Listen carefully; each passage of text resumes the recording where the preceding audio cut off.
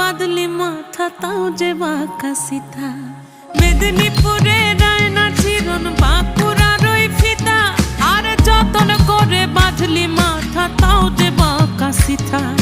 পেছ পাড়িয়া রাজগো